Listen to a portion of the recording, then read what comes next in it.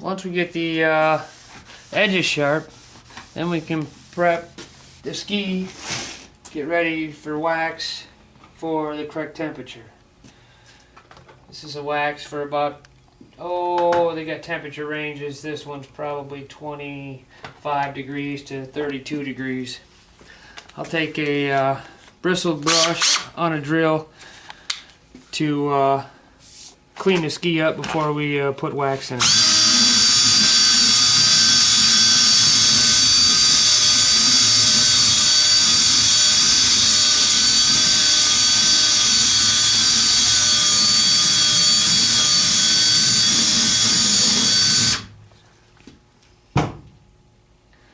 Cleans any dirt and debris out of the ski, opens up the structure in the bottom of the ski, which is ground in it, a stone grind structure channels the water, because the friction melts the snow, and if you don't have any structure in it, it creates a suction and slows the ski down. The structure in the snow channels the water out so it doesn't create that suction. Take a little cheese grater, my wax,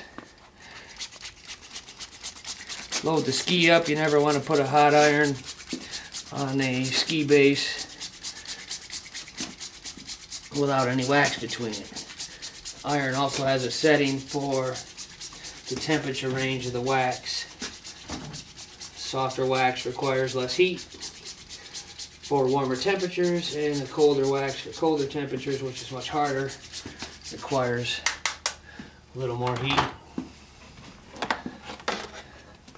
Take the iron, set it at the correct temperature for the wax, and you iron it into the ski base. It actually heats the base up, which is a P-Tex material, and allows the wax to absorb into it. What's P-Tex made out of? It is a petroleum base, like a plastic, a little bit harder than that to withstand the abrasion of the high friction between the snow crystals and the ski base itself once the wax comes off.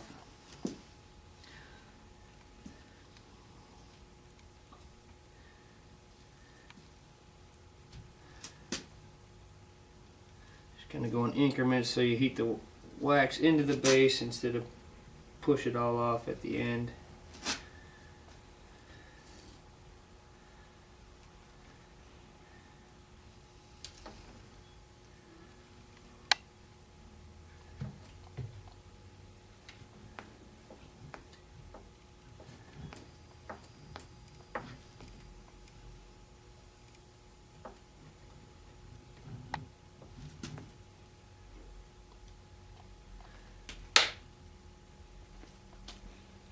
Does it matter if you wax from tip to tail or tail to tip? No, it kind of want to iron it into both skis similar amount of time. Want to do everything on both skis as similar as possible so that they act the same when you're skiing on them. Typically on my last pass with the iron, I will go from tip to tail, but the main focus is to get the wax to absorb into the base material. How much wax will a brand new ski hold? A brand new ski, fresh from the factory. Let me set the iron down here a second, and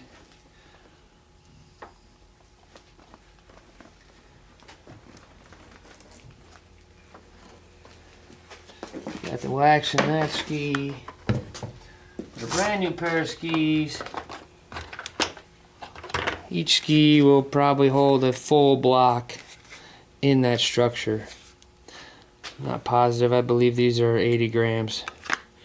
Will it hold any more, or will it just seep out? It'll only hold so much. The base will be totally saturated, and you'll notice that as you iron it in, that it just won't absorb anymore. But very seldom does somebody get that much wax. How long would in it the take to put that much wax in a ski? You would probably have to iron and scrape the ski 40 or 50 times to get that much wax in the ski. Once you get the wax in there, you gotta let the ski cool completely. Otherwise, if you scrape it and brush it, you will pull the wax that you just put in back out.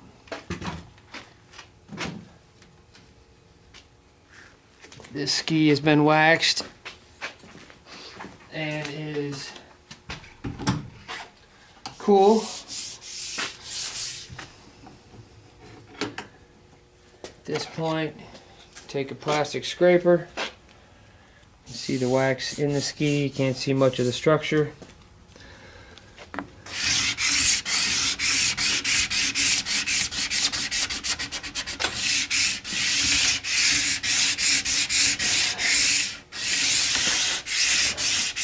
Would it be bad if you just left that wax on top for a race? For a race it would, because it doesn't allow any of your structure that I was talking about previously to be absorbed or to be exposed. And it makes the ski flat, so it'll create some suction. But if you're just free skiing or training, you can leave that wax in and eventually you'll ski it off. But the ski, a good tuned and waxed ski, skis and performs 20 to 25% better than a untuned ski. I'll take a brass brush, it's similar to the one I had on the wheel, and this gets the wax out of the structure.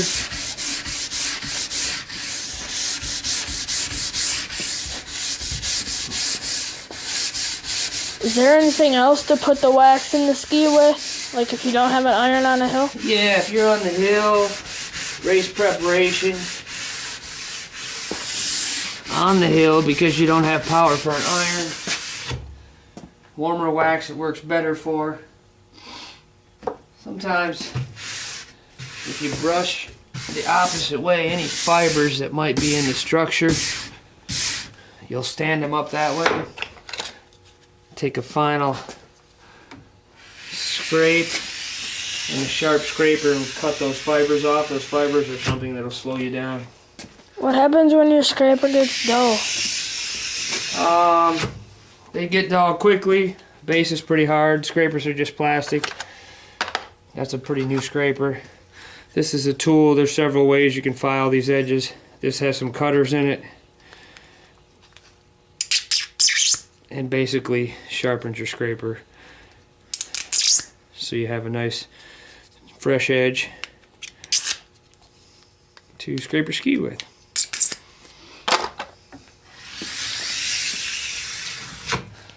But I'll show you what you can do on a hill for preparation.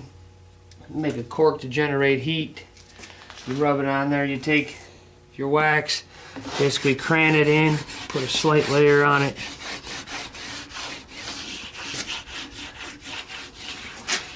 What you do on the hill. Doesn't require a whole lot, like ironing it in. Take the cork, basically generates some heat because of the friction. It gets the pores to open in the base of the ski a little bit. This type of waxing doesn't last as long, but for a race run it works great.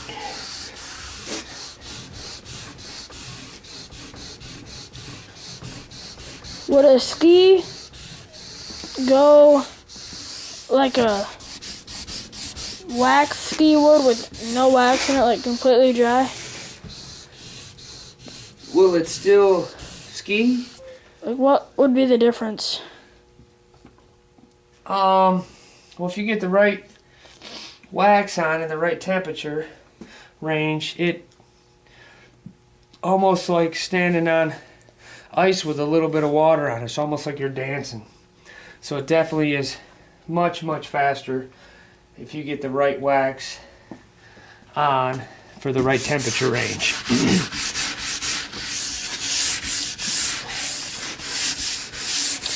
Can you use the drill brush for this or no? Yeah, you can. Absolutely. Actually, for my final polish, I will use a drill brush, or you can use hand brushes. The more equipment you have, different temperature range require different brushes, like a medium, coarse, and a fine. Fine's for polishing. That's usually the final step. 4. Is there any other colors? There also is a black one. It's also good for polishing. You can polish with a felt. And then there's like a horsehair for polishing. I have one of those. It goes on the drill as well. Just makes it a little bit easier to do than by hand. I was looking at the clamps that you have kind of holding the ski to the table. And does that matter, like if you don't have that? Doesn't matter if you don't have that, but it definitely makes it much easier. These clamp to the table, they support the ski and hold it in place. Otherwise, you're trying to hold it with one hand. This lets you work with both hands, which makes the job much easier. Can you do this with like a ski glove on, or is it not as effective? You can do it with a ski glove on. On the hill, you'll typically use a glove on because of the temperatures. And then sometimes your edges get so sharp, if you're not careful, you can nick your hand. And the gloves protect your hands as well. You should be 4 or 5 full-length passes. Your final brush is always tip to tail. Notice with the aggressive brush, I went backwards. That was to expose the fibers. But in race prep, your final brush is always tip to tail. At this point, you might still have a little wax on the edges that you'd want to take off with your fingernail or the edge of the scraper before you enter the race course. What happens if you do enter the race course with that on?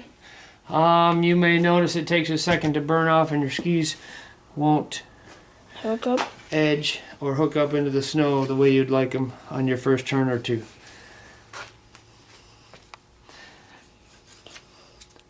I was kind of looking at the box that you have here, full of goodies.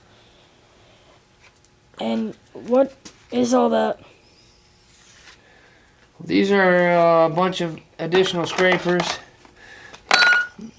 These are different degrees of angle that you put on the edges.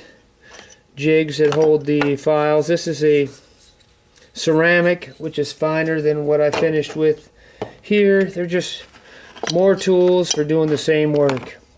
Files, scrapers, different jigs, extra clamps, more wax.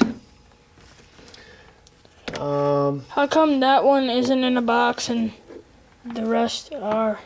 My box for wax is not big enough, and this is a pretty big bar. It's a little bit different type of wax.